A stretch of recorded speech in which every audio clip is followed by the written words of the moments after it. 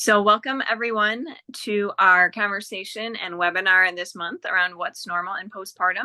I have asked one of my very dear colleagues, Jamie from Empower Women's Health and Wellness, to come and talk to us both about what's normal and what's not normal. I think we have made a lot of things commonplace in postpartum where it's not what our bodies should naturally be doing or feeling.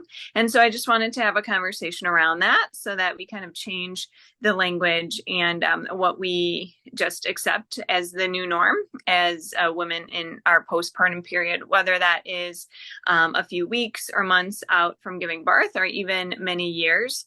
If we don't address issues that we may be feeling at some point in our life, they will just continue to get worse and digress as we age. So we'll talk about what's normal in postpartum. For those of you who don't know me, my name is Kelly Vita, and I own Empowered Mama Fitness. And with that, we specialize in pre and postnatal yoga in the St. Charles area. But we also do personal training and other fitness related activities so that whether you are pregnant or in those early postpartum weeks and months looking to get back into your pre-pregnancy fitness routine, we're here to help with that. And Jamie, I will hand it over to you to introduce yourself and then really just start talking about what's normal and what's not in postpartum. Okay, thank you so much. Thanks, Kelly. So my name is Jamie Justice. I am a physical therapist. I've been practicing just pelvic floor related since about 2006, 2007. I own Empower Women's Health and Wellness, which is just myself is just a physical therapy practice dedicated to prenatal postpartum and pelvic floor issues.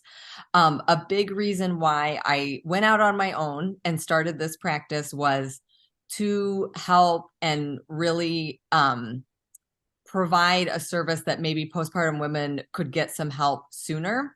For years, I have seen women with pelvic floor problems in their 40s, 50s, 60s. And over time, I just have really thought that if we were able to rehab our bodies better after delivery, that possibly then 15, 20 years down the road, we wouldn't have some of these issues. And so this is perfect to be able to kind of talk about this. And like Kelly said, try to change the language of what's not, might be common, but not necessarily normal. Okay, so I am going to stop sharing this, if that's okay. Or do you want me to leave it at Kelly, or does it matter? No, feel free to stop sharing, have a conversation. Okay. All right. Okay. So so let's first talk about, postpartum. So like Kelly said, postpartum can really be, if I see someone and it's been 9 years since their last baby, but they have had accumulation of back pain and urinary leakage, and they never got to where they wanted to exercise wise. I still consider that postpartum, just because you can't really put an end date on it. I think so many things change when we're pregnant and postpartum, and it just really creates a mold of almost new patterns, maybe not the most efficient patterns, the way that our core works, the way that our body moves, and suddenly we may never kind of get to some of those old patterns that we used to have prior to pregnancy. And I think that can really go on for years in certain cases. For tonight, right now, let's talk more about what most of us perceive as postpartum is more that immediate time. And so, what's normal, what's not normal during that time. So definitely, I think first let's think about, regardless if you had, we'll talk a little bit more about C-section here in just a little bit, but let's kind of break it down and say the first 3 to 4 weeks, okay? Regardless if you had a vaginal delivery or if you had a C-section. So I think in those first 3 to 4 weeks, I do think you can get away with saying, oh, that's normal. You can get away with saying that a little bit more in that first month versus after that. Okay. So the body has been through a tremendous trauma amount of stretching, even a delivery that's a beautiful delivery with no complications and no or minimal tearing and everything. We still have to have an appreciation of what the pelvic floor went through, the degree that it stretched, the degree that the nerves stretched, and that the body has been functioning one way for the past several months. And now you have, the baby is out, the uterus is coming back to shape, but all of your muscles and everything still want to kind of behave like they did when you were in that pregnancy posture. So there's a lot going on during that time. So it's normal for bladder, for uterus, for rectum, for all of those organs to kind of just be resting a little bit lower. Okay. It's normal for especially after a vaginal delivery, the stress that we put on that connective tissue, you may have some extra pelvic pressure or heaviness those first couple weeks. And that's kind of normal. Like, you may not feel like you can be on your feet as you were before. You may feel like, oh, I want to sit down. I want to have an ice pack there. You might have some pain. All of that is kind of expected after a vaginal delivery. One thing, so let's, and I'm going to try not to bounce around too much. But if we talk about one of the main things we'll talk about in terms of symptoms is prolapse. Okay. And prolapse, for those people that don't know, is when bladder, uterus, vaginal wall, or rectum just kind of falls down a little bit. Okay. Those things are connected via ligaments. Those ligaments get super stretched out and things kind of fall down a little bit.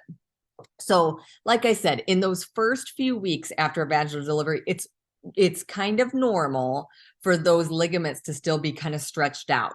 They need to get their tensile strength back. They need to kind of strengthen back up. Sometimes, though, someone might feel something that's a little more than that. Okay. They may notice a bulge. They may feel, I think the number one way I would say people describe prolapse, and I think it kind of describes it perfectly, is the feeling of, I have a tampon and it's falling out. I put a tampon in and it's like halfway in, halfway out, or I put a tampon in and it just like is falling out. That's sometimes kind of what that bulge feels like. So that might be a sign that there's a little bit more, going on there, but extra pelvic heaviness, a feeling like, oh, I just want to like grab my crotch, excuse my language, and just have pressure there, have ice there. I feel like all that's pretty normal within those first few weeks. Bleeding, you're going to have some bleeding afterwards. You want to listen to the bleeding. You want to pay attention to the bleeding, especially if you notice that you're bleeding more with activity. It might be a sign just that you're doing too much. So you want to kind of listen to that. But generally speaking, by 4 to 6 weeks, your bleeding is usually finished up. And then leakage. So it's, again, not out of the realm of possibilities that those first couple weeks, you may notice a little bit of more urgency with your bladder, and you may notice a little bit of leakage. And again, that's just your body. It's just telling us that it went through this, that everything is a little more stressed. You might have had a catheter in, you might not have, that can kind of irritate things and create a little bit of urgency afterwards. So everything in those first few weeks, that can be just things healing after. Once you, though, get out of those first 3 to 4 weeks or so, and especially towards that 5 to 6 week mark, we really wouldn't want you to feel any of those things. Okay. And I'm not saying that your activity level is back to normal, but I'm just saying on an everyday basis, walking around the house, just taking care of your everyday stuff, your childcare stuff, your house, being on your feet around in your house as much as you want, maybe start going for short walks. All of those things, you should not be experiencing any sort of bladder urgency, any sort of bladder leakage, any sort of that bulging feeling that I was talking about, or any residual pain, really, too. And I think so many times we start feeling this stuff postpartum, And then we just, it's such a busy time. It's such an overwhelming and busy time.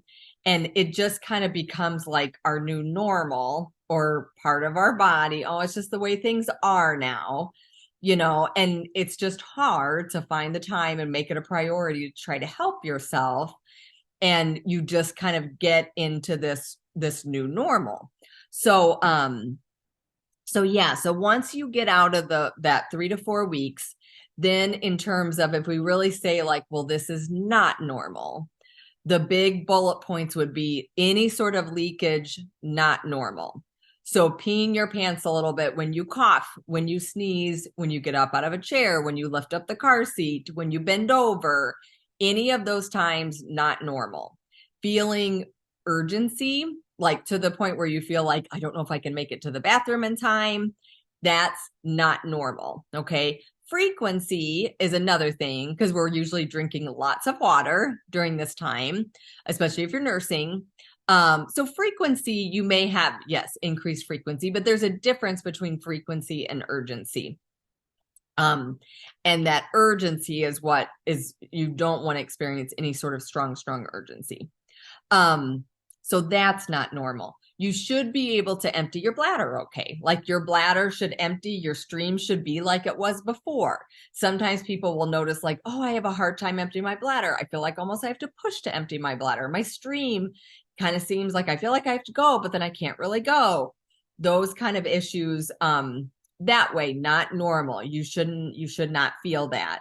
And then anything pain related. So, there's a lot of pain that a lot of women experience during pregnancy. A lot of that pain goes away once the baby, after delivery, but any sort of residual pain that sticks around is not normal. And so again, like a lot of people, I think, just think like, oh, my back's sore, but you're doing different stuff and everything like that. And you're bending over so much more and you have a weaker core. And yes, that's true, but it still should be something you try to listen to and try to do something about sooner versus later. So any sort of pain that way.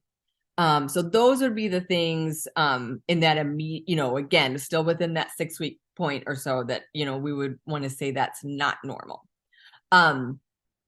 From maybe a little bit late. So then come 6 weeks or come 8 weeks, then we get the green light to have intercourse again.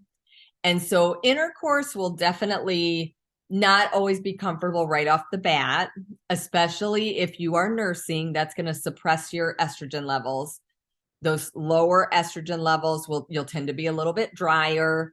So it definitely may not be very, very pleasurable. It may not be, super, you may notice a difference from a dryness standpoint, but it shouldn't be painful. And I think within a few times, you should notice that gets a little bit better. So definitely pain with intercourse is something, again, that's not normal. Sometimes residual scar tissue, whether it be from a C-section or whether it be from vaginal tearing or perineal tearing, that can create some pain with intercourse. Just muscles that are too tense, that aren't working quite right, that there's not the give there like there was before, that can create some pain. So again, pain with intercourse is something that definitely should, we should not consider that, oh, that's just part of it. We would not want that. So, and Jamie, yes. Sorry, can I just ask a question? Because the pelvic floor, it's not just like a hammock for our, our bladder and other organs, but it also has a lot to do with like the pleasure of intercourse. So your orgasms may be very weak, and that's a symptom of a weak pelvic floor as well, right? Yeah, or just even like your sensation, so pleasure has so much to do with arousal. Arousal has a lot to do with pelvic floor and blood flow.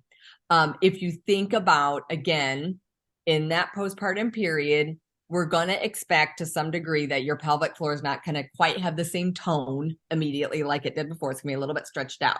So that could affect the sensation just because there's more space in there, if you will.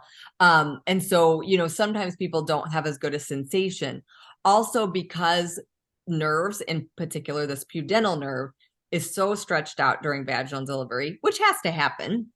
It's a normal part of delivery. But because that nerve gets so stretched out, sometimes it takes a few weeks or even a few months for like that nerve to come back and work totally correct. And so that's another thing that can affect sensation. And then 100% when we have an orgasm, there's certain, and I'll show you guys a pelvic floor here in a little bit, but there's certain like certain muscles of your pelvic floor that are definitely responsible for that. They contract, release as it builds up and it's pulling in blood flow and everything. And so again, if that part of your pelvic floor is not as strong and those contractions aren't happening as efficiently like they were before, then that 100% can impact that. So, and that would probably be something, again, like, no, we should, right? But like, no one's going to think like, oh, well, like I need to get myself help because that doesn't feel the same. We just totally write it off that it's like, oh, that's part of it. But no, like understanding the whole pelvic floor and the way everything works can really make you understand that some of these things that are just maybe minor, like it's not like you can't function every single day, but you take them all as little signs, and if you have this little sign and this little sign and this little sign that maybe your pelvic floor could be working better, then it's a good sign that you should try to do something to try to make that pelvic floor work better. A, so you can make those things better. And B, so you don't run into more problems down the road or ignore it and then have more of a problem after your next child or that sort of thing. So, Yeah. so Yeah, thanks. I just wanted to make sure that it's not just like pain with intercourse. It's like I'm just not enjoying. yes, yes, Yeah. So yes. thank you. Yeah. Okay. Anything else, Kelly, that you can think of? I mean, I'll kind of go into the next step, but like anything else you can think of kind of in that a medium post, like a symptom or a feeling that someone might have where it's like, we just, again, want to differentiate like that's normal or that's not normal. Like, is there anything else you can think of in those first few weeks? No, I would just say because, I am 5 weeks postpartum, it was like walking felt like a chore. Whenever my younger daughter would drop anything on the floor, like bending down felt like tedious, like really uncomfortable and just a lot more work than it's ever been. So, Yeah, yeah. And I think it doesn't help, when we have multiple children, again, if we think back, like we have our first and you are able to take a little more time to yourself, like you're not having to pick up after another little human being all the time. And so, yeah, like you're also just more challenged that it's like, well, I got to do this stuff, that sort of thing. But yeah, I don't think we realize until it's impacted like how much we use our core for everyday thing all the time that you're constantly using it. yeah. I will also even just like when I'm a passenger in a car and we like go over a bump or like take a hard right or left turn, it's like, oh, I can't like stabilize my body as well because like Yeah. my core is functioning Yeah. like that. Yep. And again, with the pelvic floor, and in a second we'll break and talk about the pelvic floor, but I think we just none of us are aware of our pelvic floors. Like we think of our core, we think of abs, we think of maybe back muscles, strengthen my back, strengthen my abdominals, my core. None of us are aware, like we don't walk around and say like, oh, I really feel my pelvic floor supporting me when I stand on one leg. Or I really feel my pelvic floor supporting me when I go around this curve, And so, yeah, it's like when you kind of take out that centerpiece a little bit, then exactly what you just described, it may be like, oh, like something we never were aware of that our body actually was doing so easily. And Yeah. it's, oh, yeah, that doesn't work as well. So, Yeah. okay. Perfect. Let me, sorry, I did not have these pulled up sooner. But let me pull up a couple pictures here. And then I just want to take a minute and just kind of give someone some visuals of pelvic floor because I'm a super visual person. And I think as we continue to talk, then it'll just help kind of make sense to everybody a little bit more. Okay.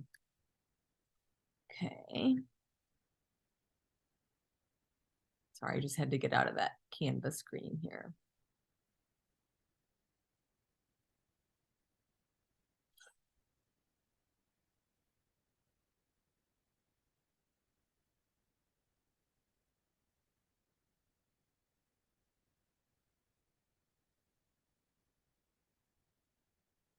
Okay.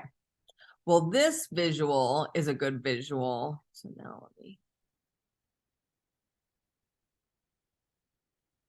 Okay. So can you see that?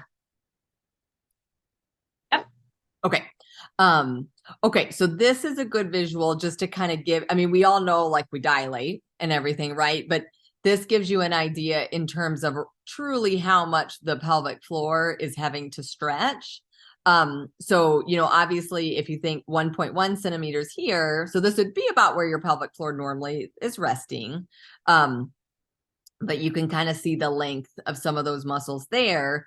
You get all the way to 9.9 and crowning and baby's head is coming at, like right there, ready to push out.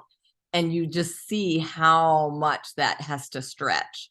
So, I think like the nerve, I think that pudendal nerve, I think that stretches like 175% its normal length, I think. And muscles same way, like stretching beyond, that 100% mark.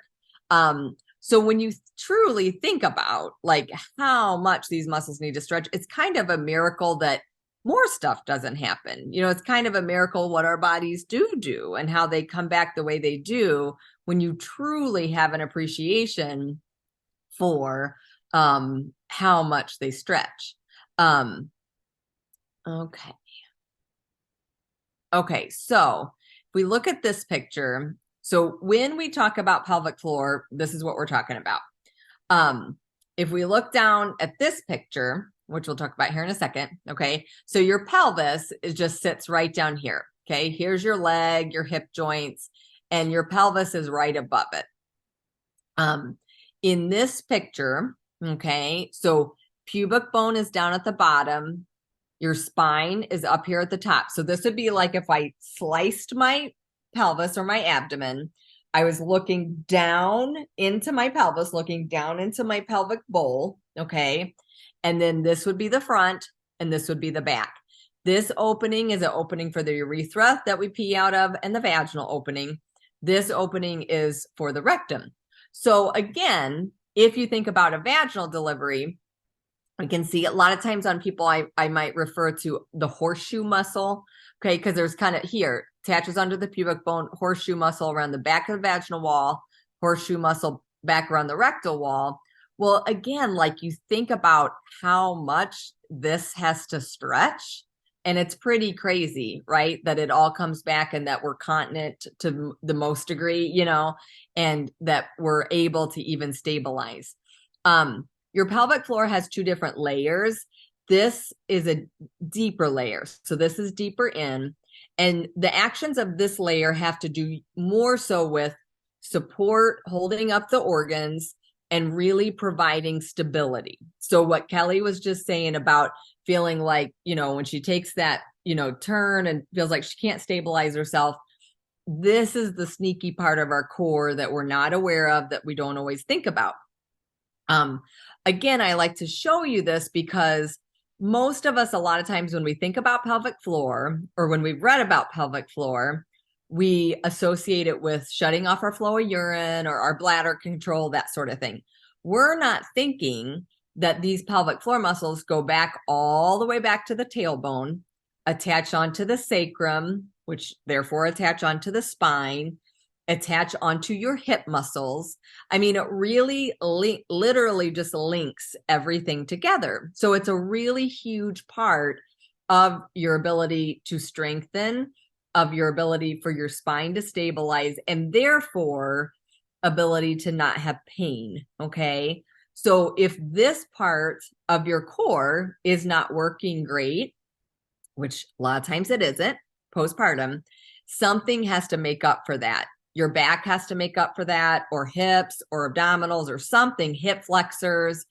And again, that's what leads to some of these musculoskeletal patterns and imbalances that we might then see for years and might be a reason why someone has some chronic back pain. Or they might feel like, oh, like, I run and I got back, but man, my hip flexors, I can't ever get my hip flexors to stretch out. My hips are so much tighter than they used to. Well, it usually has to do with some of these imbalances, and we just don't think about the pelvic floor, but the pelvic floor is a huge part of that. So here's the deeper layer. On the more superficial side of that, so more towards the outside, is a different layer. And so this is same orientation. So pubic bone in the front, sacrum and tailbone here. Okay, so back is up here, front is up here. Again, urethra is here that you pee out of, vaginal opening, anus and rectum here. So you can see kind of on top, we've got this triangular layer of muscles, and you've got your anal sphincters here. So these muscles have to do more with like bladder, bowel control. Okay. So again, you can see even here, sphincter right around the urethra. So here's what we need to kick in when we cough, when we sneeze, when we run, when we jump, when we do stuff. We need these muscles to be strong and kick in so that we have better bladder control. These muscles here that are kind of towards the front and here, these are the ones, again, that when we were just talking about arousal and orgasm, and I said there's a couple muscles that really contract and relax with orgasm. That's where I'm talking about here. Again, you can imagine from an anatomical standpoint, the clitoris would be right here as well.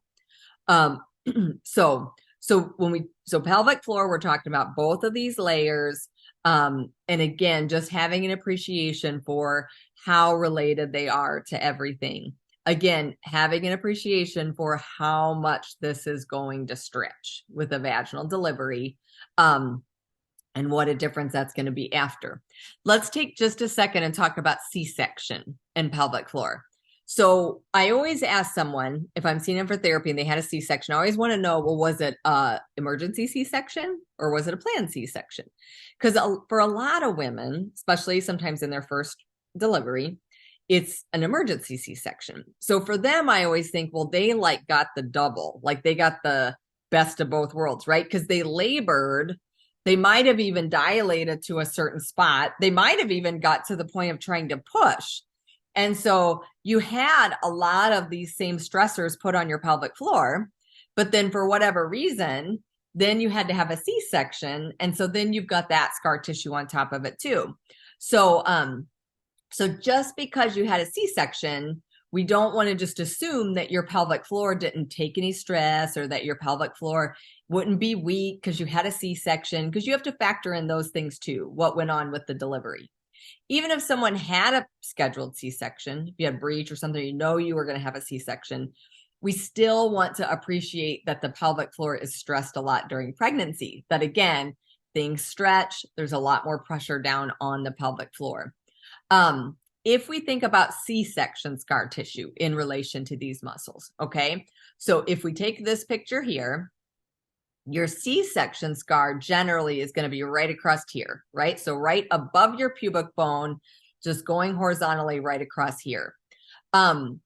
Even though it's not like they cut through the pelvic floor muscles, I see it all the time where that C-section scar tissue can affect the way the pelvic floor muscles work. And I think you just have to think about that, how you have to think everything from a 3D perspective. Okay. So you have to think about that. Well, they didn't just cut the skin, they cut layer by layer by layer. And wherever there's a cut, there's going to be scar tissue, which is a normal part of healing. But they squished that bladder to the side, got the bladder out of the way, all of that kind of stuff. And having that scar tissue, down into this cavity part could very easily make some of these pelvic floor muscles in here more tense, maybe a little painful, maybe they don't want to contract, maybe they don't want to relax, that sort of thing. So even if you had a C-section scar, we want to have an appreciation for the impact that that's having in the pelvic area too. Um, so Kelly, do you feel like that's a good visual for pelvic floor? And do you have any questions or anything to add on about that? No, but not like around the C-section scar, but thinking about maybe some scarring around like the perineum Yeah. or either episiotomy or just a tear. Yep. So generally speaking, so when we tear, okay, so remember front down here, back is up here. So generally speaking, most people tear towards the back and off to the side just a little bit. So definitely we go to that more superficial picture. I mean, usually always like right in here is impacted. Depends how far back the tearing goes, depends on how deep. And stuff it tore. But yeah, like then as that heals, that scar tissue is there, which again, very, very normal. But you can see from this picture, like this, a lot of muscles come in and attach right here because these are individual muscles. So like this is an individual muscle attaches right there. This horseshoe muscle has attachments right there. So many things attach right into that perineum. And so when there has been a tearing there, you know that that's going to impact the way those muscles work. Um, and again, like you may be okay on a day-to-day basis, but that little bit of leakage that you're having or whatever, it's just that those muscles were not able to regain their full strength, potentially because of that scar tissue. So yeah, because I mentioned earlier in regards to the intercourse and to discomfort with intercourse, but 100% like that's going to impact the way these muscles are able to contract and relax. Okay. Anything else that you can think of about that? No, Um, okay. Um, let's talk now. Okay, let's talk about this for a second, and then let's talk about maybe some things we can do postpartum. So aside from the pelvic floor, I feel like that the other really important thing to understand postpartum is your core and intra-abdominal pressure. Because ultimately, I feel like a lot of issues postpartum, yes, it has to do with a weakened pelvic floor, but sometimes it has to do just as much with some stuff that's going on above the pelvic floor, and it has to do with intra-abdominal pressure. And so, first, let me just take a second and kind of set this up so you can visualize this. So, abdominal pelvic cavity is pressurized. Okay, it's just a pressurized cavity on everybody. And so if you imagine a balloon or whatever, but there's pressure in here, okay? So if you, just like this picture showing, if we came in here and we pushed on the sides, if you imagine pushing on the sides of a balloon, it's going to increase that pressure, right? If you pushed on the sides of the balloon, it's going to increase the pressure up and it's going to increase the pressure down. So first, think about by the end of the pregnancy, think about what's going on with that. I mean, there's increased pressure because it's also being pushed all around to its max because of the uterus and because of the baby. But if we just even think immediately postpartum, what is going on with this? So when we're pregnant, our center of gravity really shifts forward. Our back tends to get a little bit tighter and short. These muscles get a little bit more shortened. So if I was always kind of, again, pushing on the back of that balloon, I'm increasing that pressure, right? If my back's tight and I'm increasing that pressure here, that's just going to put more pressure towards my belly button or towards the front. Okay. Does that make sense?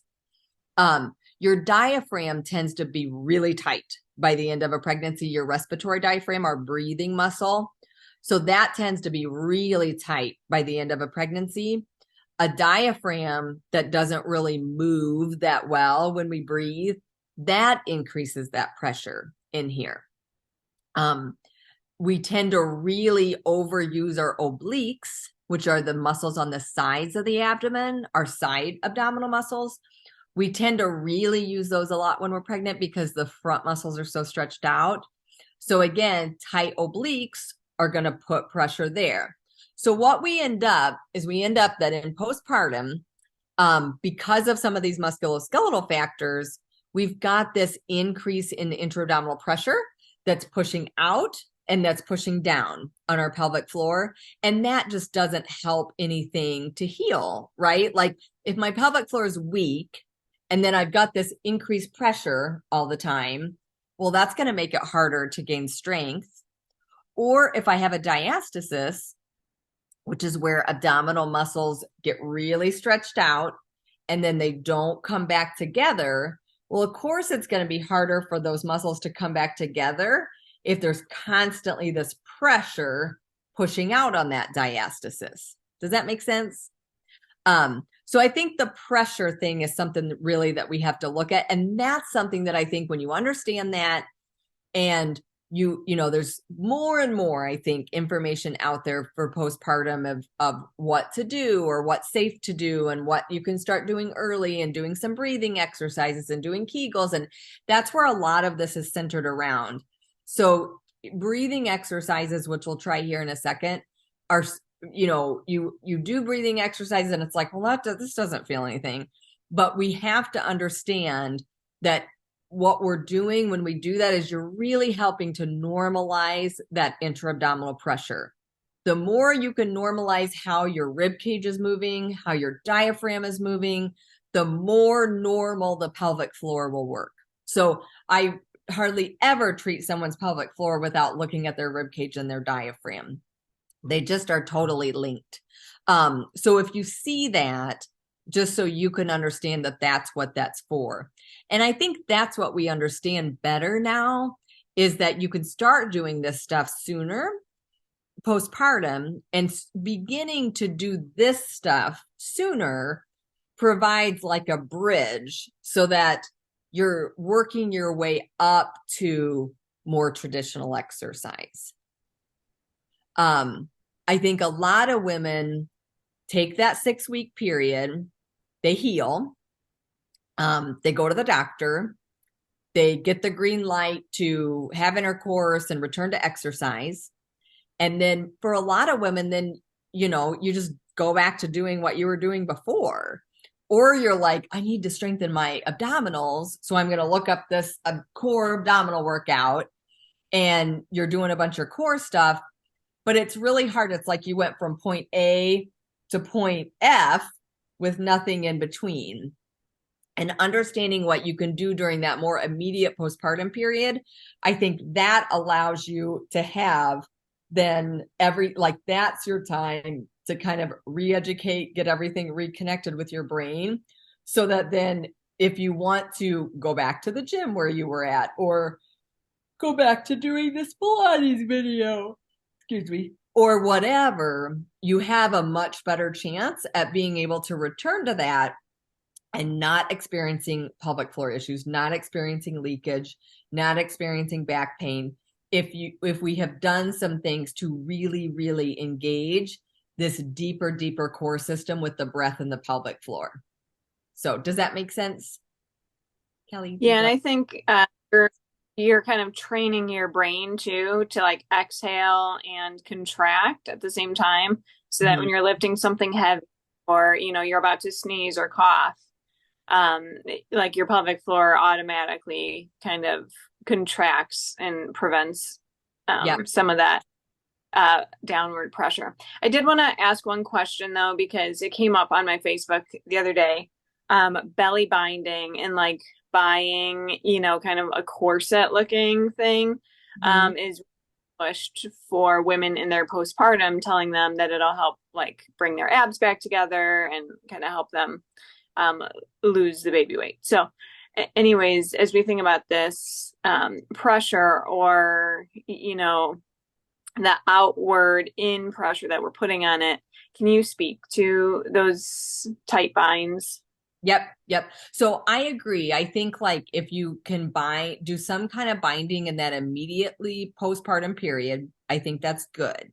Because I think with the abdominals getting stretched out, not only are the muscles getting stretched out, but the connective tissue, especially right in the middle, is getting stretched out. And if we put a little bit of a binder on and we kind of physically bring those abdominals closer together, I do believe there's a better chance that that connective tissue in the middle can kind of heal a little bit better. Again, if you're wanting it to heal, but it's constantly being pulled apart, then that's going to be harder for that connective tissue to heal.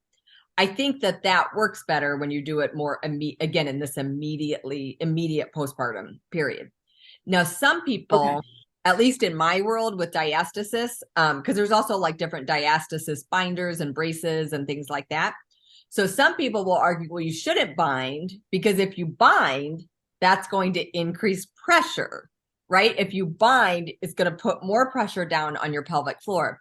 I don't think you need to be like, I don't think it needs to be like totally restrictive. I just think it needs to be supported, just like if you just had gentle support on your abdominals, I think that can help. But it shouldn't be like so Okay. much pressure or so restrictive that you can't move your rib cage, you can't stretch, you can't take that deeper breath. That would definitely be too restrictive.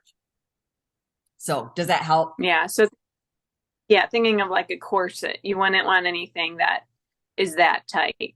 Yeah, yeah. Like I mean, I've seen different one. I can't speak to a certain kind or a certain brand, but I mean, I've seen different ones where it's just, almost like it's not just like a strap or anything. I mean, it's just like a whole like sleeve that just kind of, you fold over one side, fold over the other side, and it just provides a little bit of compression.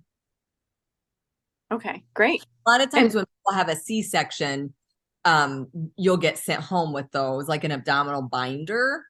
That's common a lot of times after a surgery like that. That's going to be a little bit more restrictive, a little bit tighter, a little bit more restrictive. So we're not necessarily talking about an abdominal binder, but this would just be like just a more general kind of just bracing for the abdominal wall. okay, thank Okay. you. Um, Okay, so with that said, let's take a couple minutes and let's feel some of this stuff. Because going back to the point that you just said, Kelly, so I do think like a lot of this postpartum, this kind of immediate postpartum period should be about it. It will feel more like mind exercise in some ways. You shouldn't be, we all somehow like, you know, we all just need try to work or whatever, like, on the acceptance of, I'll get to that point of running or I'll get back to my CrossFit or my high intensity workouts when I get there, not that I need to be ready to go to do that right at 6 weeks. I think we just put a lot of pressure on ourselves and there's a lot of external pressures that make us feel like we should be able to do that. When in reality, we should really take 6 to 8 weeks and just truly try to let ourselves heal and think, okay, well, I took 9 months to get to this. My body took 9 months to get to this point musculoskeletally.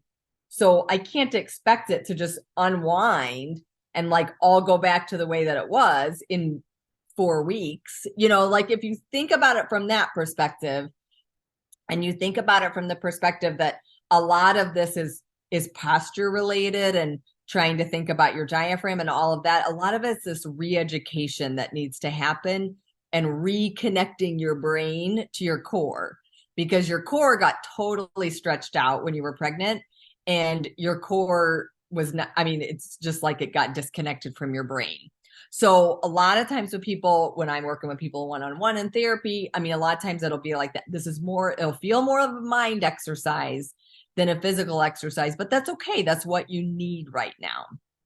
So just to kind of the most essential thing to kind of understand what to do is to breathe and to be able to contract your pelvic floor and to do those things in conjunction, because that's how you're going to link up those two things again and get your deep, deep core kind of back connected with your brain.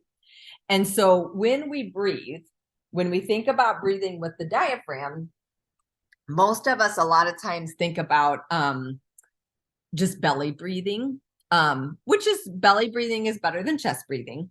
But we want to think about that if we can try to use our rib cage more, that's really kind of the ideal. So if you just start out and you put one hand on your chest and you put one hand on your rib cage, okay, and just take a couple breaths and just try to feel like gauge, well, what moves more? Like, is my chest hand moving more? Or is my ribs moving more? Or neither one of them moving? Just kind of see like naturally where you fall. A lot of times postpartum, we're going to either be chest breathers, okay? Because remember, by the end of the pregnancy, the diaphragm had nowhere to go. So it all had to be from chest, or we're going to be belly, just belly breathing out this way, okay? Which is you're using your diaphragm, but if we think about rib cage and we think about using the diaphragm more completely, we want to think about that. What's ideal is that when you breathe in, it's not just at the belly. Because if you think about where stuff has gotten tight, and you imagine things kind of from the side, you can think about, okay, so if I breathe and everything's coming from here, but my back of my rib cage never moves, and my back's really tight and my back's really sore, well, then that's not helping anything. So this can move because this is what's gotten super stretched out and continues to be stretched out postpartum. So we need to focus on not necessarily moving here. We need to think about it from that 360-degree perspective. So thinking about, okay, can I really breathe into my hands? Can I imagine, can you imagine that your rib cage, you're really going out to the side, maybe more so than belly breathing? Can you try to feel it more in the back, maybe more so than belly breathing? So when we talk about breathing, especially breathing postpartum, that's how we want to be doing it. Nice, slow inhales through your nose. That'll make your diaphragm naturally work a little bit more. Exhales really slow and like you're blowing through a straw. And slow down that exhale. Okay. And there's kind of a reasoning behind everything. Like with that, not that everybody cares about that stuff, but like your obliques are really tight. So if you breathe out really slow, you'll naturally use your middle stomach muscles more than your obliques. So all these things kind of are for a little reason. And then when you do a Kegel, so I always, to kind of help people kind of identify their pelvic floor. So contract like you're shutting off your flow of urine. Imagine you have a marble or a blueberry or something right at your vaginal opening, and you're going to just squeeze that marble and lift it up. Okay. A Kegel is never going to feel strong, not compared to like a strong arm muscle or strong glutes. It's always going to feel like a smaller contraction, relatively speaking. And ideally, you want to try to do that contraction as you're exhaling. Okay. So because we're wanting the pelvic floor to pull up and in and support us. And so we want to make sure that we're coordinating that with an exhale. Otherwise, if we're inhaling, as we do that, that intra-abdominal pressure is fighting down against it. And so we want to coordinate it with the exhale so that we're working with the diaphragm in that way. So that is what you want to start. That is like your meat and potatoes. What you want to start postpartum is just that breath, really trying to breathe through your back and then putting that Kegel with it. Okay. And nothing fancy with the Kegel. Like you don't have to hold it to start or anything like that. It's really just about that coordination and doing it with the exhale. Okay. Does that make sense? Yeah, and I know you can do Kegels, in any position, like sitting, standing, quadruped. But would you recommend laying down being the best? Yeah, I think to start, again, just think about gravity versus no gravity. So I think to start, no gravity is better. So laying on your back, laying on your side, even laying on your stomach. But yeah, I think laying down is good. I think it's when you lay on your back, you won't be able to expand that rib cage as much towards the back because you're laying on it. Yeah. So for that reason, laying on your side's a little bit better. Okay. Child's pose is good. So yes, you're kind of more upside down, but you're still not upright against gravity. And you can really breathe into the back when you're in that child's pose position. So that's a great position to start in Kegel wise. And then, yeah, just thinking that, the control, what you feel, how you feel that, then ideally you want to feel that as you move up against gravity. So then feeling that like you have that same control sitting, trying it sitting, in a half kneel, in just a regular kneel, standing, any of those positions are really good. And it's better to do it in all different positions. It's better to do it or stand on one leg and try it. It's better to just think more function, function, function. So if I do it and I have more weight through this leg, then that side of my pelvic floor is going to work a little bit more. That sort of thing. So hands, like you said, hands and knees is a really good position too. So doing it in those different positions is going to make a difference. Awesome. Thank you. Yeah. So yeah, so I feel like that's what you want to start as soon after delivery as you feel like it. I mean, you're probably not going to think about it immediately, but like after a week or whatever, like you feel like you're kind of got that initial part over with, and you're definitely not going to, there's nothing you're going to hurt. Even if you have stitches or if you had tearing or anything, like you're not going to hurt anything by starting some of this stuff. Like you're only going to help yourself by starting some of this stuff sooner. Whereas I just think so many people just think they don't do anything because we have this perception of no exercise for those first few weeks. Sure. So yeah, so that, um, another thing that I wanted to mention, was when you go back to your postpartum check, kind of what what that's like or what you can think about. So a lot of times I think when we go, sometimes women can be underwhelmed. I think like when you go for your postpartum check, it's like, well, that was it. There might be a physical exam, there might not be a physical exam. A lot of times it's just kind of like, well, you doing okay? You healing okay? Okay, okay, you can go back to intercourse, you can go back to exercise. Again, there's not like a lot of focus on function or how you're doing from that standpoint. I think from a physician's standpoint, I think they're really looking at things from that medical view. So, if there was a tear, is the tear healing okay? Did you have a C-section? Are you healing okay from the C-section? Like they're looking at it from their view of how are you healing from that? How is the tissue healing from the delivery versus like, how is your body doing? How is your whole body feeling? I just don't think they look at it from that perspective. More so it's about like, how is the tissue healing? How is this going? That sort of thing. So a lot of times there, if there's no physical exam, then they may not even be checking strength or anything like that. I do hope someday like that it become, from a pelvic floor therapy standpoint, like we do vaginal exams, we check that pelvic floor strength, see what your Kegel is like, see if there's scar tissue there that's impacting the way that strength is, like all of that kind of stuff.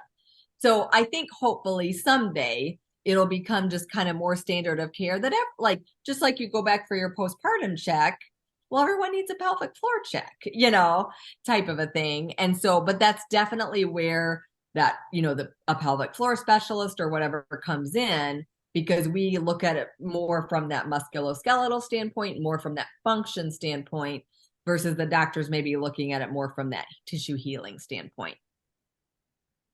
Yeah, good call out. Yeah. All right. So anything else that you can think of? I guess we are right up at like 7 o'clock.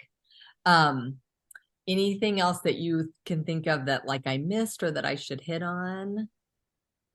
Well, I'll just like plug pelvic floor therapy. I mean, I think every woman should get it. Um, I did it in pregnancy and postpartum. And with that being said, um, when is like the right time to come to you in a postpartum situation? So if you are, Or If you're just wanting, so like if you have a concern, like if something does not feel right or you have pain or like you really are concerned about something, then come as soon as you want. A lot of times if you're under the care of a doctor, you may want to get their permission to come before that 6 week standpoint. There's some doctors that would say, I don't want you to go to a pelvic floor therapist yet. I've many times called doctors and said, well, I want to check this and this. Like, can she come? Advocating to be able to check that sooner because there's really no, especially unless there was a very complicated tear that wasn't healing or something, there's really no reason, not to kind of check some stuff down there. So anyway, so generally speaking, if you have a concern, if you're having a significant pain or whatever, you can come whenever you want. If it's a situation where like you're feeling okay, you don't have any red flags, you practice some breathing, you've been doing your Kegels, and it's more like I just want to get checked out. Like I just want to get checked out and know, like, am I using the right muscles? Am I doing a Kegel correctly? All of that kind of stuff. Then generally I think waiting until that 6 week point or whatever, I think is good. Just Okay. because then we know all healing is done, kind of out of the way. You're right at that bridge where now you're going to start doing a little bit more activity. And so it's great to kind of catch people before they go out, like before they join that class again, or before they go out and do this, or just before you go back to work in your regular life. I mean, for some people, forget exercise, right? Like it's just about like being able to like work and sit at a computer and not be in pain. And then you're coming home and you're taking care of your kid, like just all that kind of stuff, just capturing you before you go kind of back into that real life schedule. I think that's the really, really, I think that's the important time to come. Great. Well, do you want to put up the last slide that we have? Yeah. And this is just my contact information as well as Jamie's. So Jamie is an amazing pelvic floor therapist with an office in St. Charles, but also you make house calls. Yes. So I don't know, do you have like a certain area that you I kind of don't. hit? Yep, I don't. I just kind of play it by ear. Anything, I kind of look at St. Charles as being my home base, and then kind of think of a radius out from that. Okay. If it's super far, meaning like 45 minutes from St. Charles or something where it's going to really take out a little chunk of my day, I may charge like an extra $10 or something. But generally I have nothing that's off limits. I mean, I've seen a couple of people before that they've been really far, and so we've just done virtual, and I couldn't do any manual work, but they still could completely get something out of that. I also live in DeKalb, and so almost like anything then too, like within that DeKalb Sycamore area, anything in between. So anything out west, like I definitely can see that as well. But yeah, like, so I do in home. I generally save that more. I mean, my goal with doing that is more for this postpartum time when, you don't want to get the baby out, or you don't have a babysitter, or it's winter, or, whatever. But again, the idea that it allows to someone to get help a little bit sooner. Awesome. Well, you are an invaluable resource in our area. And if you want to take my information just to reach out about other resources that I would recommend, both in pregnancy and postpartum, please do so. Always happy to talk through, the individuals that I know that can help you really have a strong pregnancy and recover and heal well or in the right way postpartum. So, with that being said, Jamie, thank you so much for all of this wisdom that you've imparted on us. Hopefully, everyone can start to kind of do that body scan and understand what is natural, what's not natural, and really seek help when and where appropriate. That sounds great. Thank you so much, Kelly. And thank you for everything you do and taking time out to try to get this word out and educate people. So thank you so much too for what you do. You bet. All right. Well, with that, we'll call it a night. Okay, thank you everybody. Take care. Bye bye.